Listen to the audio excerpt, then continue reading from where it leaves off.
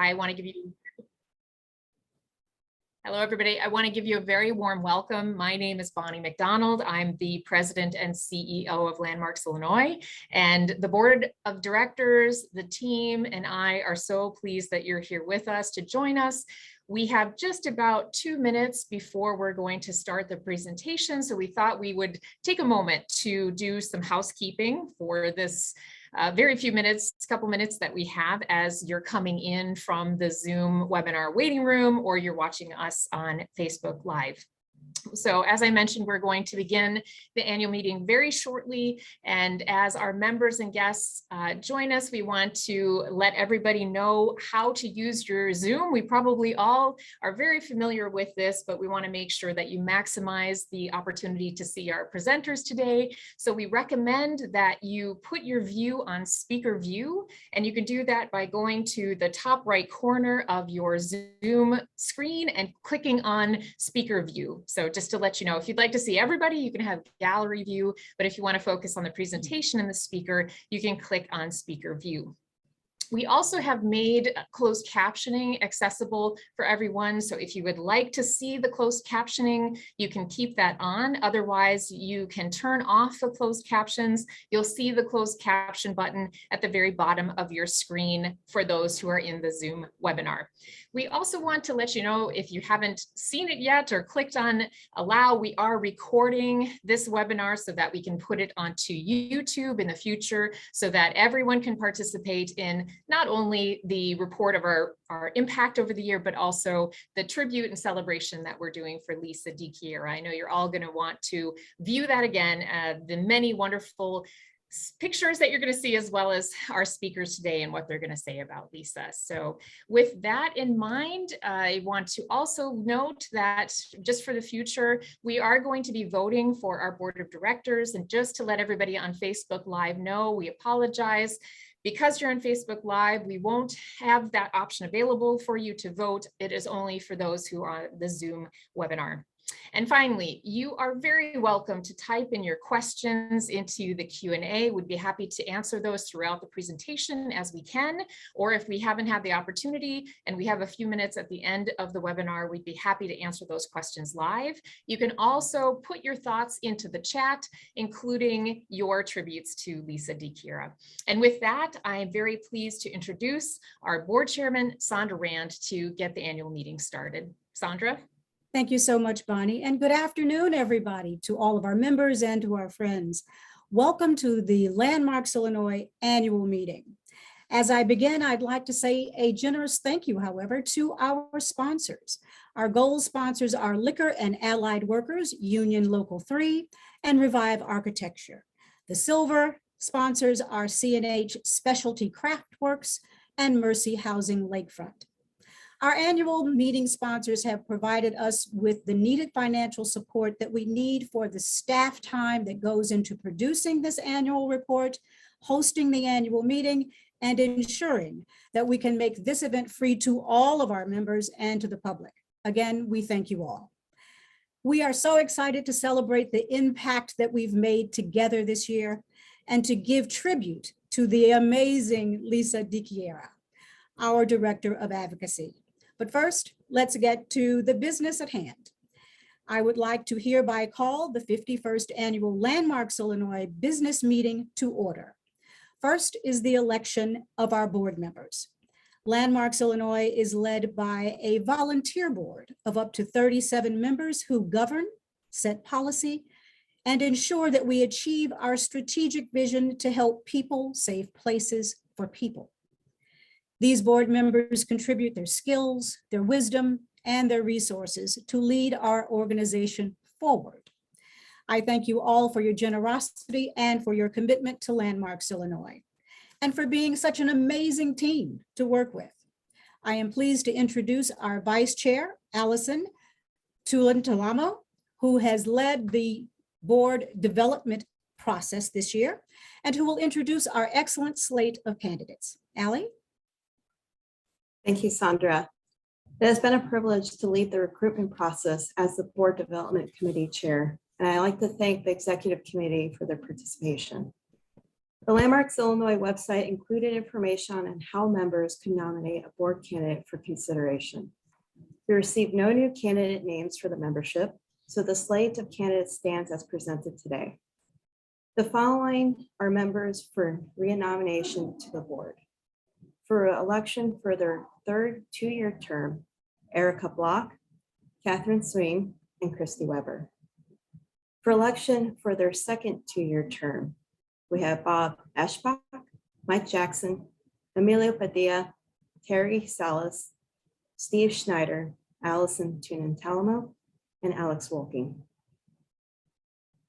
The next slate is for the newly nominated board members. For the election for their first two-year term, Gary Anderson. Members Sandra Rand and Bonnie McDonald have made a motion to approve and second the slate of candidates as presented. Only Landmark Illinois members are able to vote on the board candidates. According to our bylaws, a member is someone who has properly completed membership application on file and whose duties have been paid in full for their current year of membership as of today. Please vote now on the entire slate of candidates using the poll that has been just launched on your screen. You can click approve, do not approve, or abstain for the voting. After you have voted, please click submit, and we'll share the voting results for you on the screen. I want to note that only participants today on the Zoom can see the poll. As we posted on your website, voting can only be conducted using the Zoom poll, so our Facebook Live users do not have the capability to vote.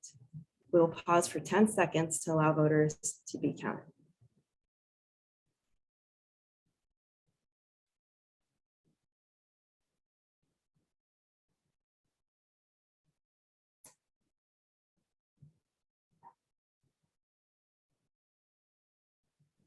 The poll is now closed and the slate of candidates has been approved by the members. Excellent. Thank you, Maria. The yeses have it. The members who have voted to accept the slate as presented. Welcome to our new and recruiting board members.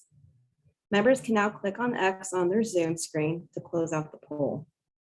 For the information of our members, the Landmarks Illinois Board of Directors approved the following officers as its June 15th meeting. Chair is Gary Anderson. Vice Chair, Allison Tunin-Talamo. Secretary, Erica Block. Treasurer, Terry Salas. General Counsel, Catherine Swing. President and CEO, Bonnie McDonald. Chief Operating Officer, Frank Butterfield. I want to close by thanking the board members who are departing for the board for their years of service to Landmarks Illinois. Peoria-based developer Katie Kim has served on the board for the past 4 years and contributed as a member of our reinvestment committee. Chris Lee, president of Bully and Andrews Masonry Restoration here in Chicago, has served on the board for 3 years and as a member of the Preservation Fund and Easement Committee. Erica Meyer, a marketing professional also based here in Chicago, has been a board member for 4 years. She has served as chair for the Communications and Marketing Committee and as a member of the Board Development Committee. Chicago-based historic tax credit finance professional Mary Odson has served on the board for 2 years and also served in the Reinvestment Committee member. We look forward to continuing to work with these former board leaders in their new role as part of the Emeritus Board. This concludes my portion of the business presentation. Now let me turn the program back to Sandra Rand to give us her departing message and an introduction to our new chair.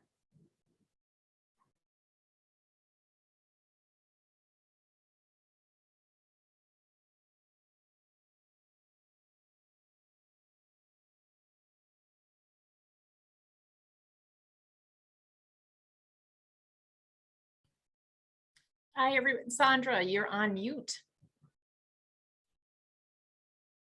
Sorry about that. I was trying to be noiseless.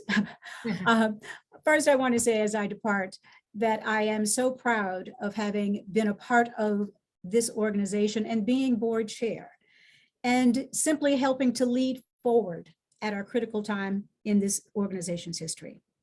But I'm most proud of during my tenure is working with this incredible board, our truly extraordinary staff, to make our most 50th anniversary efforts realizable.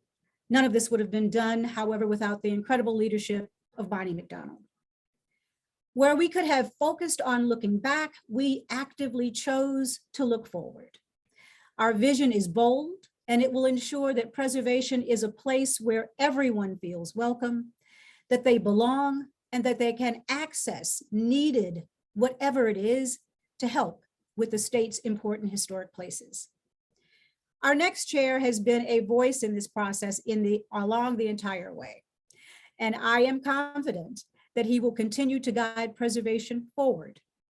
His leadership absolutely is the next step in what we're looking forward to. It's my privilege to pass the baton to our next chairman, Gary Anderson. Congratulations, Gary, and welcome. Thank you, Sandra. And hello, everyone. I'm honored that you've elected me as chairman of the board of directors for Landmarks Illinois. And to follow in Sandra's footsteps will certainly be a challenge. And I will aspire to bring the wisdom, dedication, and timeliness that she has brought to her leadership over the past 9 years that she has served on the board. We all applaud you, Sandra, for your leadership, which has profoundly changed, really, Landmarks Illinois for the better.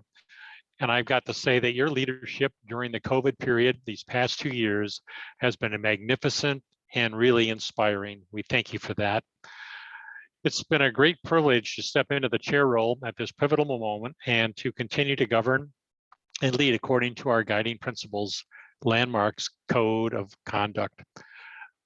I've served recently as co-chair of Landmarks DEI Collaborative, and this experience has opened certainly my eyes in many ways that I could never have expected nor imagined.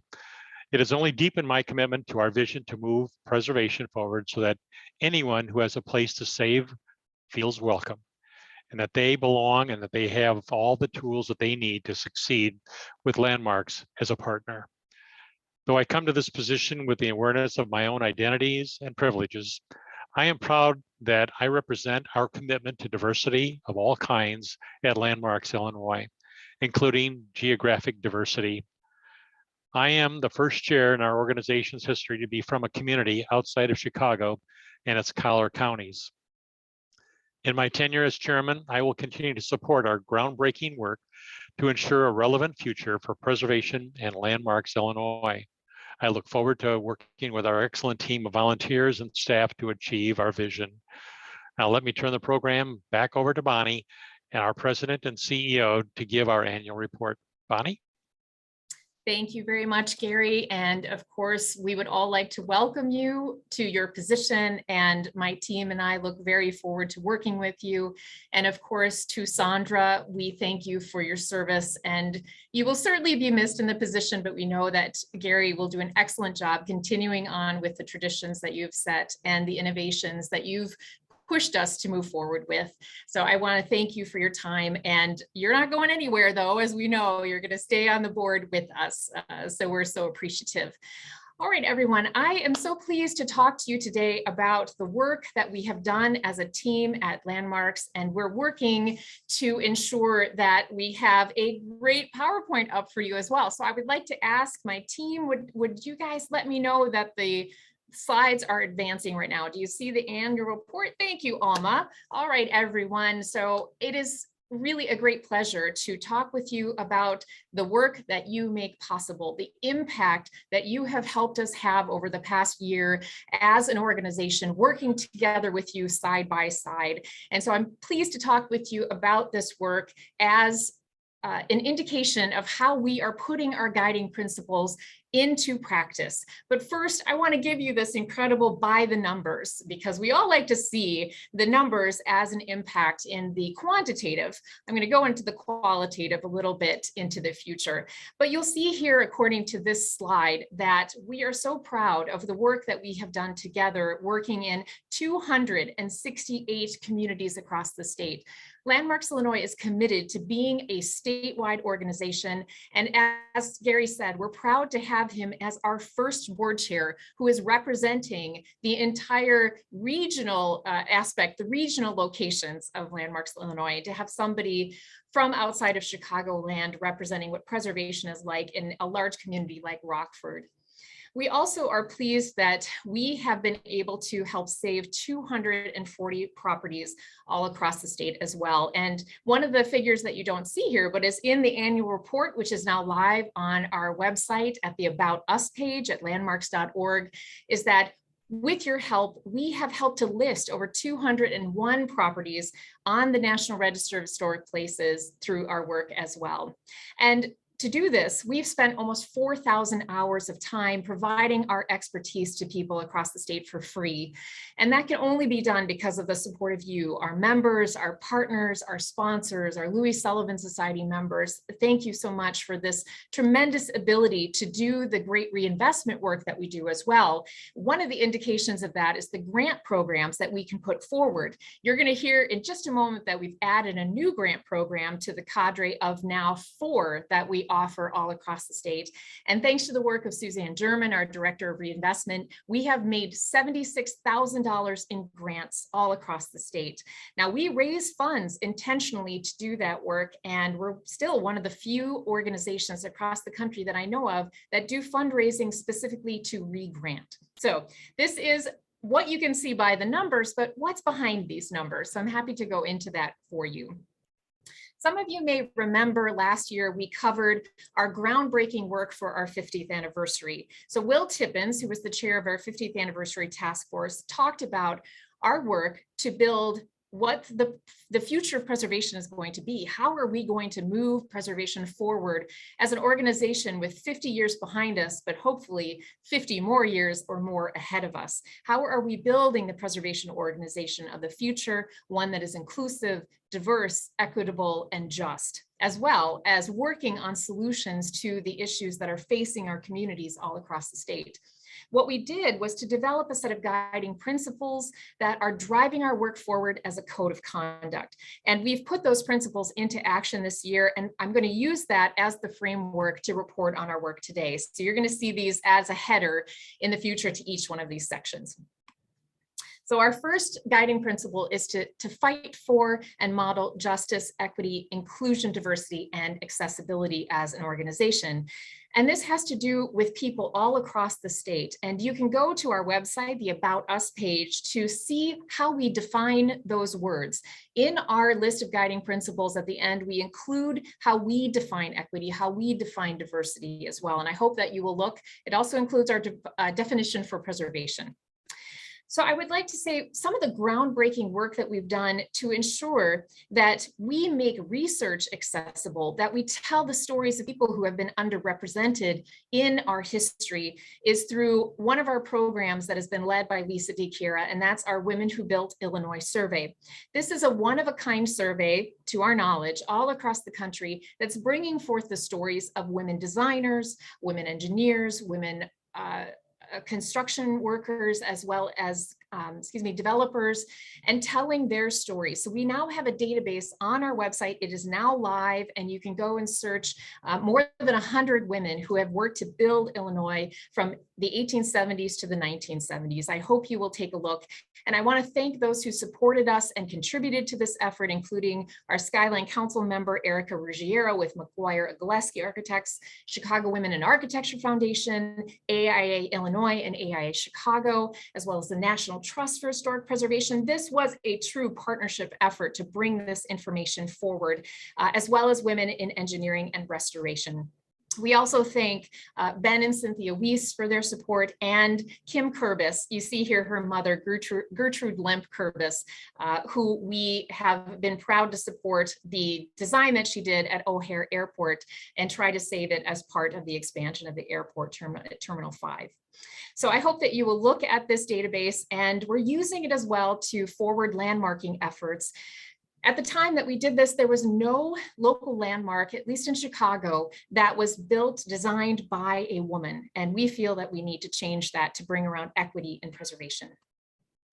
We've also continued to work to bring resources to and make accessible resources to our partners across the state. These are just two examples that we're proud to bring forward. One is our work with Route History in Springfield. This is our board member, Stacy Grundy, in the center of this photo on the right, or on the left, excuse me, where we have worked together to acquire a grant from Illinois Humanities to actually do an oral history project of people who utilize the Green Book to travel through Illinois along Route 66, as well as elsewhere across the state, and to ensure that their stories are being told of what they experienced while traveling along Route 66, as well as being business owners across the state along our routes and listed in the Green Book. So we're excited to work together with them, and we hope by next year we'll be able to share those oral histories with you. Another one of our new programs that we are so proud to have launched this year was our reinvestment program, headed by Suzanne German, our Director of Reinvestment. She leads our reinvestment program as well as our 4 programs that I am going to talk about today. Our reinvestment loan fund was created as a revolving fund so that we could help close the gap on some of the most challenging historic preservation projects across the state. What you see here is our first partner in this, the Greater Chatham Initiative, who launched a project called Artists on the Nine to have a place where people would want to spend time around in Chicago's the 79th Street and Cottage Grove corridor. So we made a loan to them to help with the facade improvements, and we're so pleased that this is the ribbon cutting where we were able to celebrate that opening. The loan is going to come back to us, and then we're going to continue to lend that to other projects across the state. So you can check our website for more information about our reinvestment program loan fund.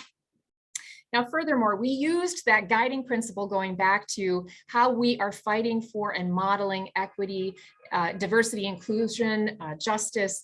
We reformatted our largest fundraising event. You might have known this as the legendary Landmark Celebration previously. It is now called Preservation Forward, indicating how we are looking at the people who are moving preservation forward. We were so proud to honor the 7 women that you see before you for their work, their innovative work to move preservation into the future. This was our way to rethink that whole event and also to make it accessible to people by having a virtual opportunity as well. So I hope you'll join us next year in March for this event, either in person or virtually. Once again, it'll be at the spectacular old post office in Chicago, where we were a part of the advocacy team to see that to its adaptive reuse. Next, I'd like to talk about the second guiding principle, which is confronting climate change and promoting environmental justice.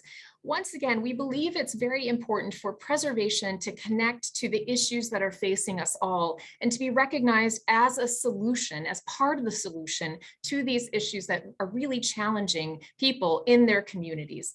And the built environment has a large role to play in helping to confront climate change and also to ensure that people have a safe and healthy place to live. 2 examples of that we worked on this year. The first I wanted to bring up was the work of Suzanne German with our Preservation Fund and Easements Committee. We have over 550 of these easements across the state. We're one of the largest easement holders in the entire country. And we see the owners of these properties wanting to install solar panels on the roofs to try to bring green power in. How does that relate to, for example, the Secretary of the Interior standards and also guidelines at the local historic district level?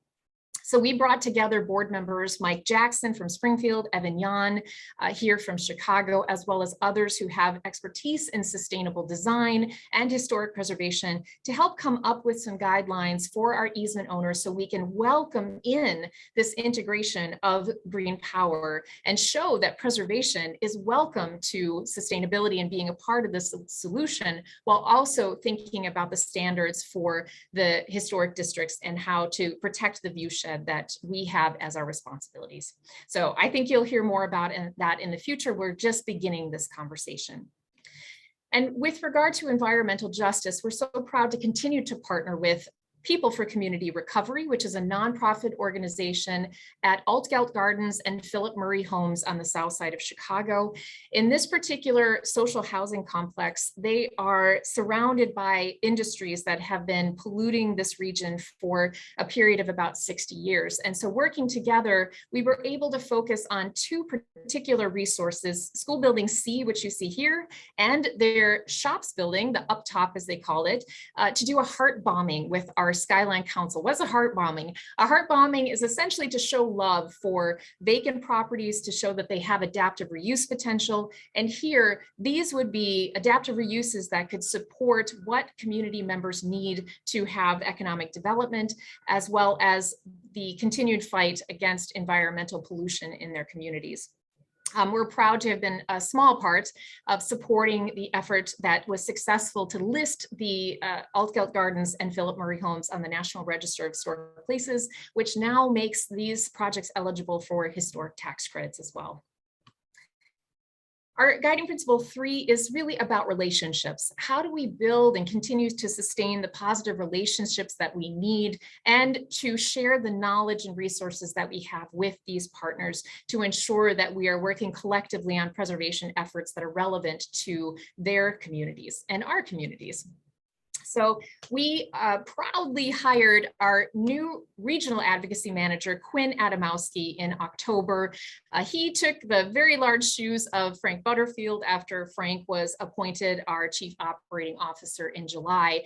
And Quinn has absolutely hit the ground running. As you can see here, these are just the statistics from the last 3 months of his efforts all across the state. Just between April and June, you can see that he's traveled more than 2,000 miles, being in community with people, talking one-on-one about what their needs are. We have 2 examples here from East St. Louis and Mattoon, where Quinn was visiting about 2 vacant properties, one of those that is using our state historic tax credit that Landmarks Illinois helped to put in place for its revitalization as affordable housing.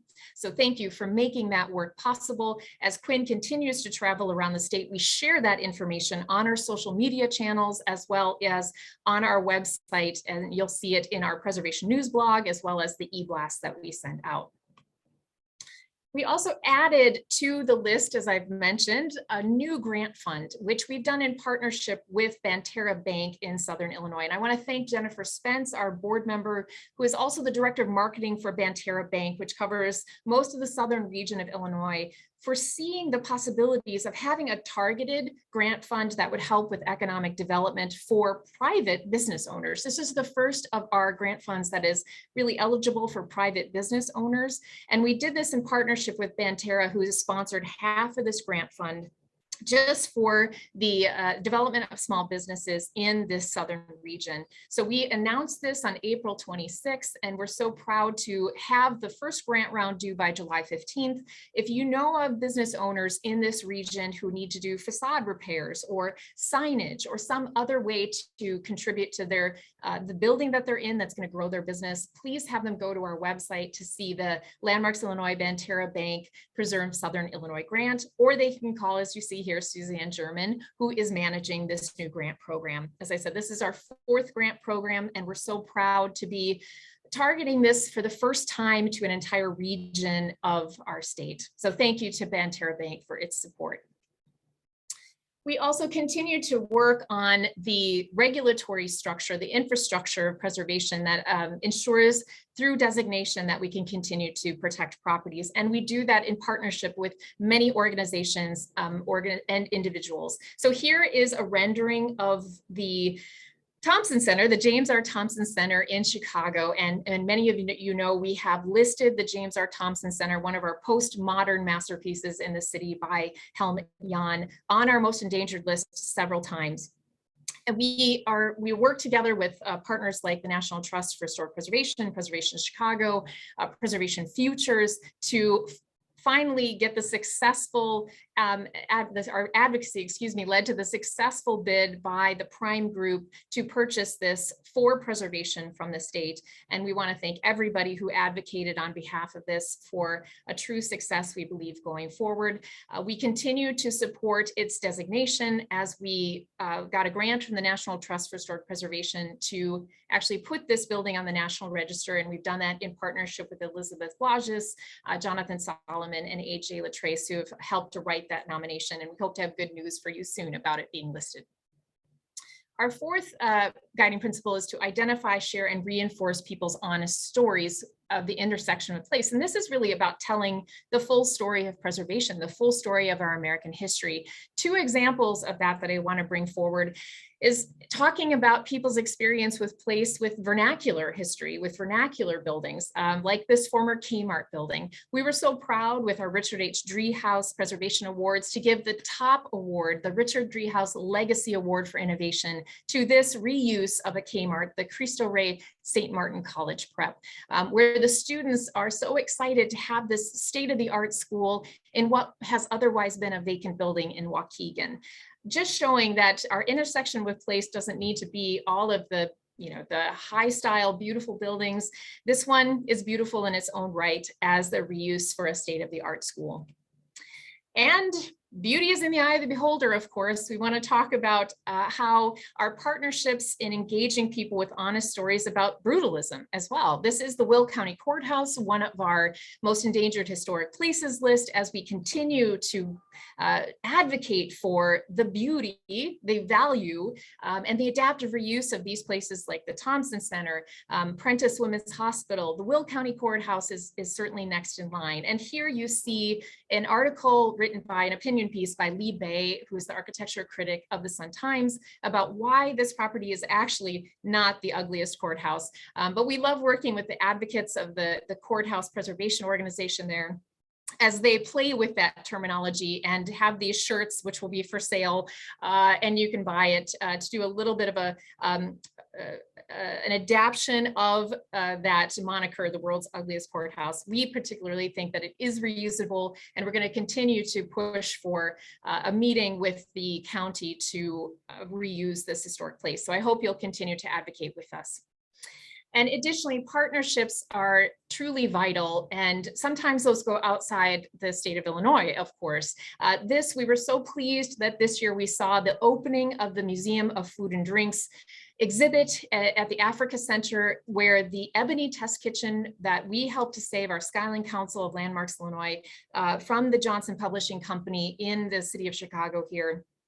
We dismantled this as the building was being adapted for apartments, put it in storage, and worked with the Museum of Food and Drinks so they could make it the centerpiece of an exhibit called African American Making the Nation's Table.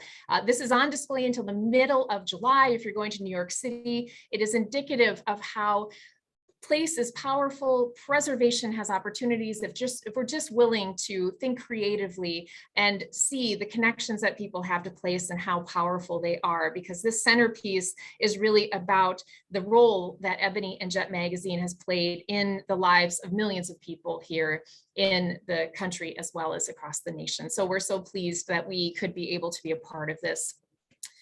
And finally, being fully transparent and accountable, that is tremendously important in our role to build a preservation organization of the future. And this information that I presented to you today and far more is in our annual report, which was designed beautifully by Caitlin McAvoy, our communications manager. You can find it on our website. This information I presented and lots more about what we have done. I have just scratched the surface today, so I hope that you will take a look at that, as well as following us on social media, getting our free e-blasts, because that is where you're going to find the work that we do day to day that we can't possibly cover in this annual organizational report to you. I also wanted to invite you to continue to give your thoughts on the future of preservation, Landmarks Illinois, and other preservation organizations. We are publishing a series of weekly blogs called the Relevancy Project as part of our 50th anniversary, where you can participate and give your thoughts on the information you just saw, what you want to see Landmarks Illinois do in the future, and how the preservation community and movement can be far more relevant in the future. I hope that you will participate in this weekly publishing every week throughout the summer. So thank you very much for this opportunity to present to you about information, the work that you make possible, the impact that we have as an organization. And we are so pleased to work together with you and to have your feedback. So please put questions in the Q&A, put information in the chat. But I know we want to spend the bulk of our time on the person who has done a lot of the work that I have just reported out, and that is Lisa DiChiara, who is our Director of Advocacy. Really a person who has been a tremendous mentor to me and to many people, and it has been an incredible privilege to work with the last 10 years. So congratulations, Lisa. You will be so missed by us, and we can't wait to see these pictures that we have put forward. Jean Follett, our chair of our Preservation Issues Committee, is going to lead this tribute to Lisa. Thank you. Thank you very much, Bonnie. I am going to let my four colleagues speak before me about Lisa, but I do want to encourage people. Already folks are posting in the chat. I hope you will continue to post your thoughts about Lisa, because we all love her and we're all going to miss her. So I will invite my four colleagues to chime in here, and then I'll bring up the rear.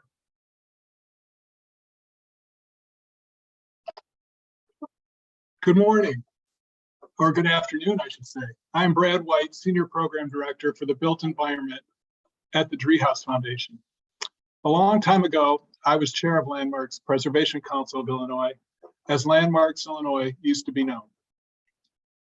It is difficult for me to think of Landmarks Illinois and not think of Lisa. She first came to LPCI in 1994 as the Director of Chicago Programs.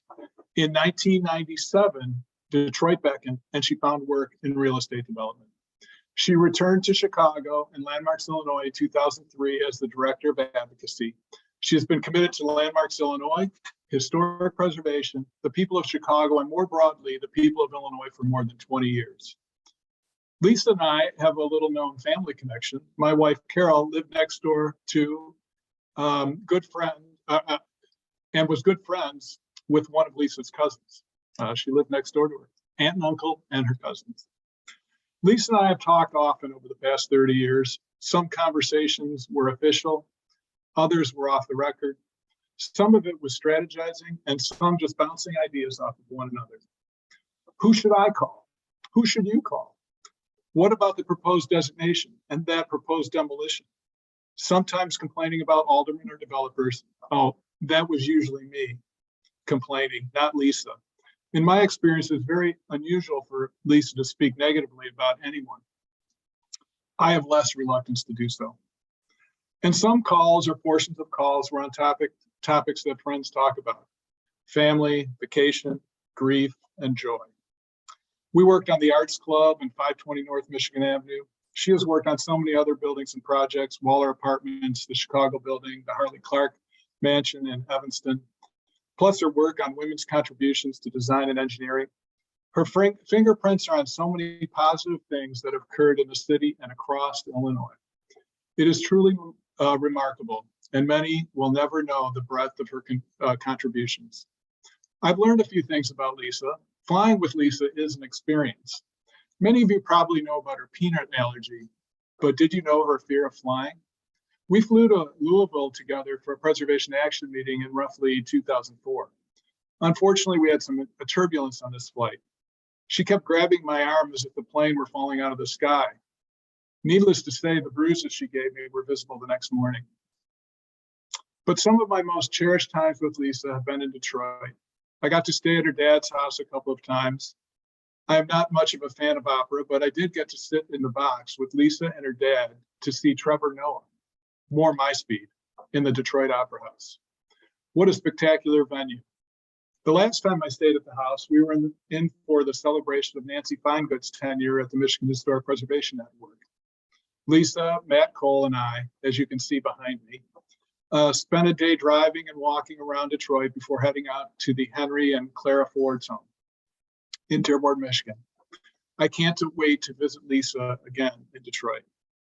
We have all benefited as preservationists and as people from Lisa's impeccable knowledge, network, and problem-solving skills. And more important, from her grace and friendship. Lisa, you will be greatly missed in Chicago. Thank you.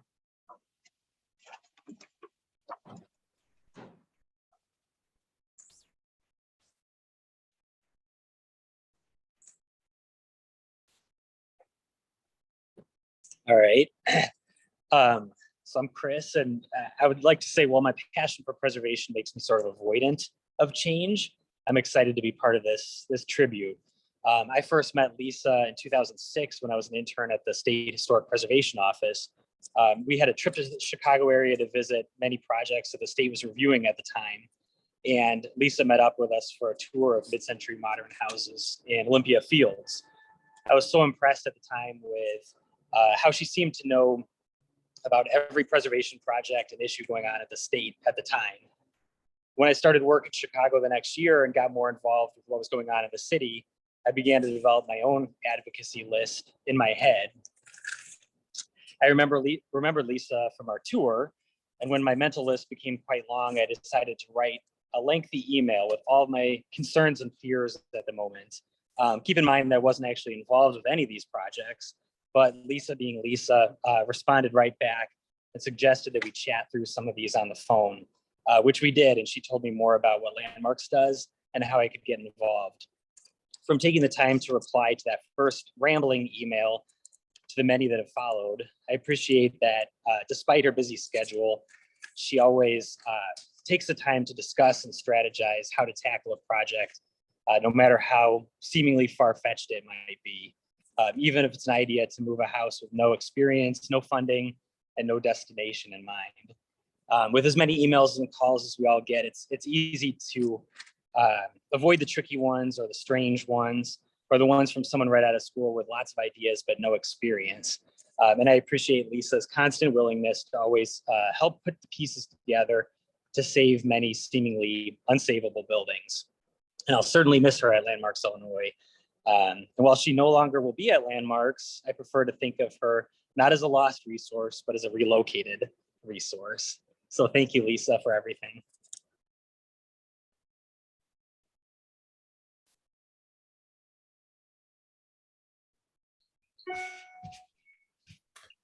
Hi, everyone. It's really an honor and a privilege to be able to say a few words about Lisa, my colleague and friend. My name is Michael Rackless. I'm a lawyer here in Chicago, an emeritus Landmarks Illinois board member. And for the last 20 years, I've had the pleasure of working closely with Lisa on a wide variety of projects, whether it be appearing with her before municipal bodies, meeting with community groups or individuals, meeting and coordinating with advocacy groups, preparing for litigation in certain circumstances, and just developing strategies and solutions on various issues that are endless. We've done a lot together over that time, and I've been honored and privileged to have her mentor me through a lot of circumstances that arise. I've been thinking about how to properly pay tribute to a colleague and friend to capture what she has meant to the mission of preservation, the betterment of our local communities and state, the organization for which she's been an integral part, and to those of us who've been privileged to share her friendship. In many ways, the tribute comes from the countless lives she's helped through her advocacy and other tangible results of her work. So many lives have been bettered through her creative and persistent solutions, allowing places and spaces, communities to be preserved, improved upon, and built. So many local ordinances that we've worked together on have been enacted, improved, or saved with her input and guidance. Stakeholders in our state have had their opportunities enhanced with state tax credit legislation, revisions to the TIF Act, which she's had played a huge role. To pay further tribute to Lisa this afternoon, I think it's appropriate to highlight at least what I believe to epitomize her advocacy. And in so doing, the words that I keep going back to are elegance, creativity, and determination. Elegance is not a word I use often. It's indeed rare. It's reserved for those few who take difficult tasks, pressure-filled circumstances, and make their work look easy and effortless.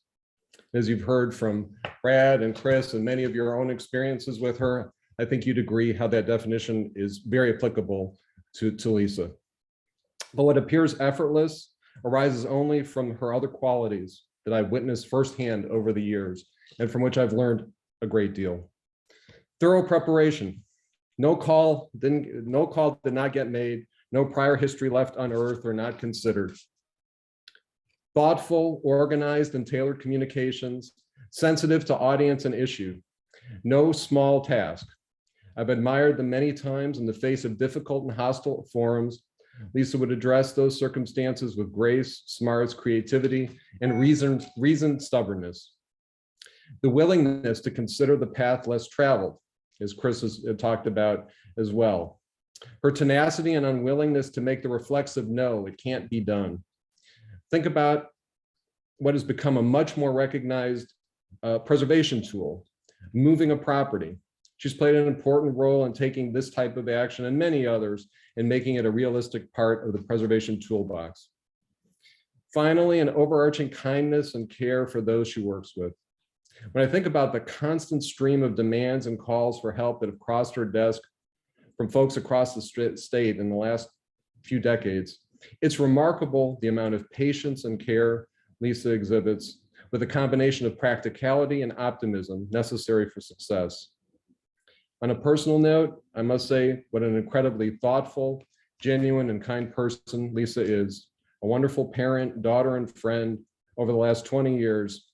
We've shared notes on the journey of raising children, dealing with the maze known as the Chicago public school system, and in coping with the difficulties of age and illness that befall our loved ones. And so it is with great admiration, respect, affection, sadness knowing you will not be present in the same way, but optimistic that you will continue in your efforts to advance the goals of good in our world. I want you to know how much you mean to all of us and how grateful and thankful we all are for what you've done and for your friendship.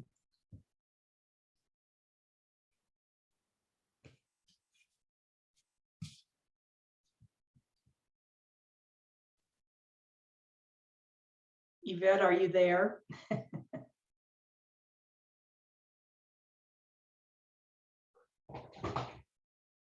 It might be that we've lost our last speaker. So I will go ahead and see if Yvette logs on. When I arrived at Landmarks in the fall of 1997, Lisa had just left for her first return to Detroit, and she was already a legend, but I feel incredibly lucky that she came back to Landmarks. When we finally got to work together, it was on one of Chicago's most maddening preservation campaigns, the push to save Prentice Hospital. I really have spent the last 12 years as Lisa's apprentice. We have ranted together, we have grown together, we've lobbied together and celebrated together. And if you know Lisa, you know that we have burned up the phone lines and exchanged countless emails. Lisa, you have taught me an incredible amount about how to actually get things done. And Lisa really is the team member to end all team members. When I announced her imminent departure to my colleagues on the Issues Committee this spring, I'm sure none of you will be surprised to know that tears were shed. I have heard over the last 6 weeks so many incredibly heartfelt regrets about Lisa's departure and also warm wishes for her future, and I share all of those sentiments. Lisa will always be a part of who we are as an organization, and she has laid so much groundwork for the future of Landmarks. It's really kind of amazing. So Lisa, I personally would like to thank you for your wisdom, your laughter, and most of all, just for being my friend. So I feel very fortunate to have known you, and I think Detroit is incredibly lucky to have you back.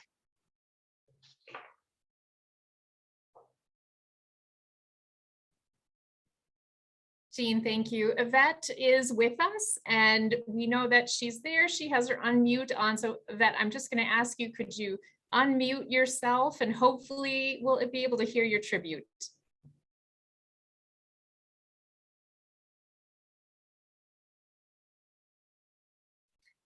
We're going to try to unmute Yvette ourselves and hopefully we really would like to hear what she has to say. And just to let everybody know, please put your thoughts into the chat, your congratulations, your own tributes into the chat for Lisa. And again, we will try to ensure that we have a little bit of time at the end after Gary concludes and closes the business meeting for some Q&A. So Yvette, are you able to join us?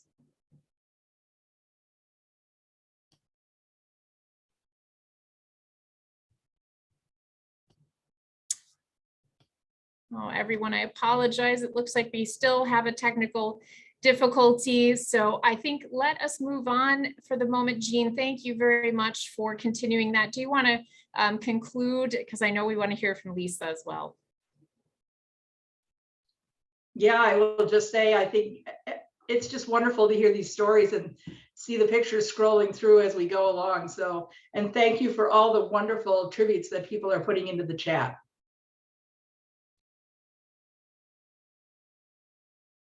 Thank you so much, Jean, Brad, and Chris, and Michael as well. We felt like it was tremendously important to hear from Lisa as well and give her the last word at this point. So Lisa, would you join us and give us your reflections as well? Well, thank you. It's hard to say anything at this point in time, but I did write some notes so that I wouldn't be tongue-tied after all those wonderful tributes, and I really do so appreciate it. And as much as everyone says I help them, it's always, you know, you all help me, and my job and what I've done at Landmarks Illinois over the years wouldn't have been possible with the help of Brad and Yvette and Jean and Michael and Chris Dank and so many others. I mean, part of my job is to call upon you all to give us the help we need because of your expertise. I giggled when Michael said hostile forums. Again, if Michael wasn't by my side in front of those hostile forums, I would not have survived those situations. And Jean, you're so sweet to say I've taught you because you've taught me. All the things that I know in my career come from all of you. And you know, it's embarrassing and humbling, of course, all at the same time. I can't take credit for saving any building or place specifically. It's, of course, all about partnerships, teamwork, community coalescing. I view myself as a connect the dots person, that's all. I think that's my greatest talent, is that I know how to connect the dots, and I know how to get people the resources that they need, and to help them understand what those resources are. But again, that job at Landmarks Illinois is easy because we have an incredible board of people with expertise that allows me to connect those dots and to give people the resources that they need to save, protect, and revitalize the places that they love. It's not up to us to make the decision which places should be saved and protected and which places people should love. They come to us for help, and then we try to help them. That's a joy because that's the lesson that we learn, is the passion that people have for the places that are important to them. And it teaches all of us so much. I also want to note that Landmarks Illinois is an organization that allows all of its staff to do this work because we're so fortunate, again, to have not only the incredible expertise on our board, but within our staff and our members. We have so many people who volunteer endless hours, pro bono hours, to our organization and the work we do. Whether it's folks on our Skyline Council or Issues Committee or Easement Committee, and all of you spend so much time volunteering. And of course, I get a paycheck for what I've done all these years. And I'm eternally grateful for that, because not many people get to be paid for this work. And it's a passion for everyone who is involved. But for most people, it's a volunteer passion. And so now coming back to Detroit, I get to repay that to my hometown as a volunteer in many ways as well. Mostly it's the passion of others that motivates me and makes the field of historic preservation so rewarding. And again, I want to thank all of our leadership at Landmarks Illinois, Bonnie, Sandra, the entire board, the entire staff who I cherish working with. And Especially, I want to give kudos to Maria, who is our one staff person who's been at Landmarks Illinois longer than me by 10 years. She has me beaten. And she has been my incredible older sister at Landmarks Illinois. She helps me with things at urgent times, as well as she helps me with stupid stuff, and she would never say it was stupid.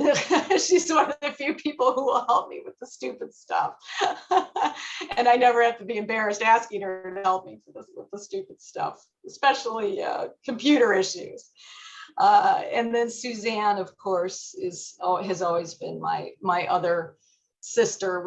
We're only 6 months apart in age, and we've always loved celebrating our year birthday together, and has been at Landmarks Illinois almost as long as me. And she's an amazing friend, both Maria and Suzanne and all of you.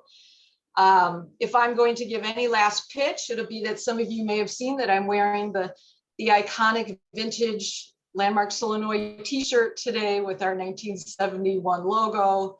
I am truly older than Landmarks Illinois by a few years from its founding of 71, but I love this t-shirt. I encourage all of you to buy one of these t-shirts. We still have a lot of them in stock, and wear them proudly, as I will continue to do. Thank you again so much for this lovely tribute. Thank you, Lisa. I think, as Julia put in the chat, we should have had Kleenex with this webinar. So many of us will shed a tear. So Yvette, we see you're unmuted. Would you like to say a few words?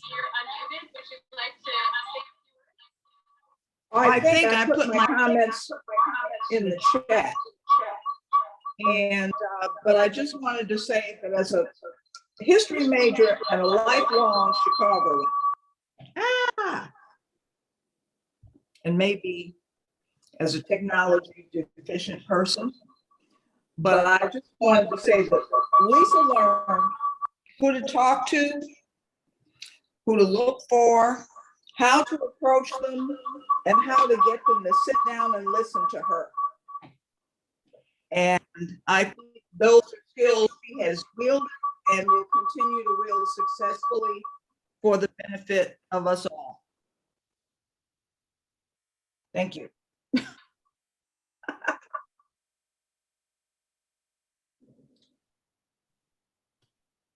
Yvette, thank you very much. We're glad that we could hear your words. And again, we're going to try to have a few moments at the end to, if you have any questions for Lisa, or to answer any questions that have come in. But at this time, we'd like to ask our new chair, Gary Anderson, to close out the business meeting.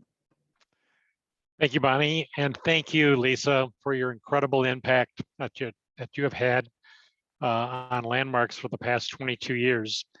You helped us grow as an organization, say the places that matter to everyone, and you certainly have helped thousands of people save their places that matter to them as well. It's been my joy to work with you in the past, and certainly, hopefully, we can continue that even in your new a new life in Detroit, and that we wish you very well in your home in Detroit, and Godspeed to you. And we are just so grateful for all the work that you have given to us here in Illinois and to Landmarks Illinois. In addition, I'd like to say a thank you to our dedicated and generous supporters and sponsors. Our impact is a direct result of your contributions to Landmarks Illinois. This really includes our remarkable list of annual corporate sponsors shown on the screen. And thanks to the work of Tiffany Williams as our Director of Corporate Giving and Events and the annual corporate sponsor program, which grew almost by 40% this past year. So it is also my pleasure to recognize the members of our Lewis Sullivan Society as well, shown on your screen here. And the Lewis Sullivan Society members are those who make an annual gift of $1,000 or more. So we would encourage you to continue that. And for new members, we would love to have you join in. And if you are interested in becoming a Lewis Sullivan Society member, or a monthly donor, or a program sponsor, or making a legacy gift, please contact Bonnie McDonald. find Bonnie's email address and more information about these programs on our website. We hope you will continue to support Landmarks Illinois as a member and consider increasing your level of support for the important work you have seen today. If you are not already a member, please join us in our mission of helping people save places for another 50 years. Now that there being no further business, the 51st annual meeting is adjourned. Thank you all for joining us and for your continued support of Landmarks Illinois. And together, we are people saving places for people. Stay safe and be well, and we hope to see you soon. Bonnie?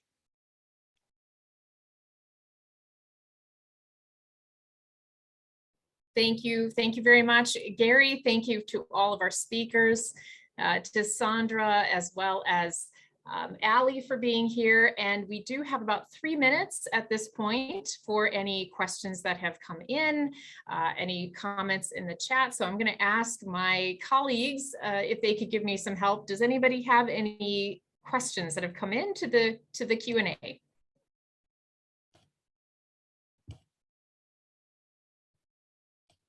I see one. Is there a way to keep in touch with you, Lisa? Yes, you can send me an email. I will send you my contact information. All right, everyone. You probably know Lisa's email because it is burned into your inbox. So I'm sure you will send that to her. Please take a look at all of the wonderful messages that are coming into the chat to congratulate Lisa and her impact. I just want to say that, our organization will be profoundly changed without her here, but she's not going anywhere. She says she's going to continue to be a member and a volunteer and a supporter of everything that we do. And we appreciate that very much. So is there anything else in the chat, though, that you all have seen that we need to respond to?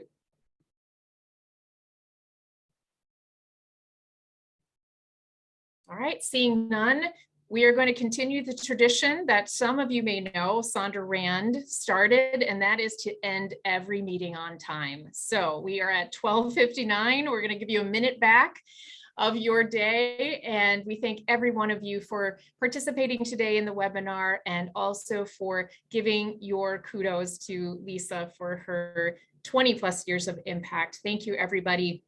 And we hope that you will continue to engage with us throughout the next year. So stay safe, keep in touch, and we appreciate your support. Thank you.